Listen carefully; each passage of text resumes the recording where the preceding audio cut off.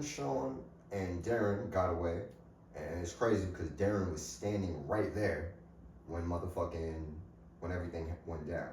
So myself, Alonzo, and Darius, we ran, whatever the fuck. We gets caught, okay, whatever the fuck. We get taken down to Alexander Street, to the holding cell and shit. And then the next morning, we got put into the little courtroom, whatever. We sat in the holding cell. And I remember there was an OG from Elm Street. He was locked up too, whatever the fuck. He basically knew all three of us because we went to the Elm Street Community Center. And he basically was just like, yo, don't say nothing. And if you do say something, just stick to whatever story that you already told. So I'm just like, okay, cool.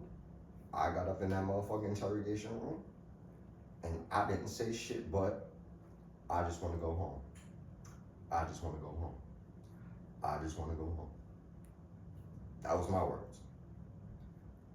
Next day, we go to court. Oh, my bad. That was when we went to Alexander Street and then we got into the interrogation room. And then the next day we went to court and we saw the OG, he telling us, stick to your story, blase. Oh wait, no. That's when we had got locked up before we even got like put into the holding cells. That's when we saw Homeboy. Whatever the fuck. Cool. After the court date or whatever the fuck, because we ended up got like, what is it called? ROR or something like that. I forget what they called it. Because they wanted us to basically go to jail that day, but since we had representation from Elm Street Community Center, they just let us go. I'm just like, all right, cool.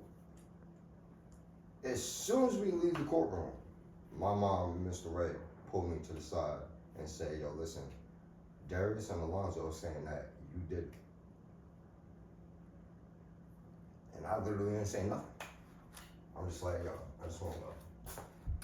I just want to go home. Just want to go home.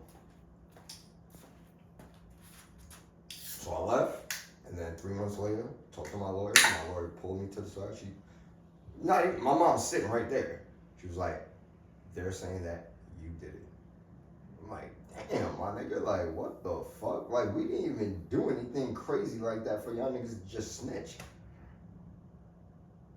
All y'all niggas had to do was say nothing. That was it. And then it's crazy because I ended up getting locked up 2020. No, I said 2020. When I was 20, that was 2011. I see Darius. We locked up in the same place, and he had the nerve to sit there and try to tell everybody in the pen that I was the nigga that snitched. I'm just like, that's crazy.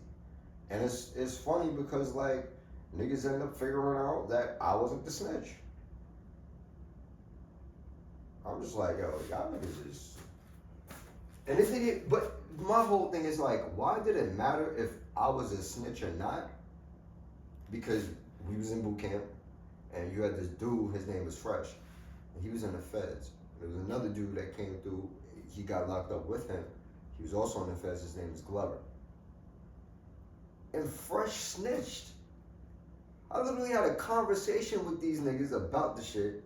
And I remember the homeboy Shanti, he's from like Highland or whatever the fuck. I don't know if you know Shanti. Tall, light-skinned nigga, waves, whatever. Right? And the nigga was like, yeah, I know this nigga Fresh snitched. I know, that's my nigga, so fuck it. So I'm like, so then why the fuck was y'all niggas giving me hell and tooth nail and blah, blah, blah, worrying about if I snitched or not? If it's okay for this nigga that's in the feds and he ain't just snitch on one person, he snitched on an entire organization. Oh, but he good. Motherfuckers ain't about the most fakest motherfuckers in the world, especially when it comes down to them streets. That street life is so corny. That's why I'm so glad. Like I had a little brush, and I'm just like, yeah, nah, that shit is not even cool.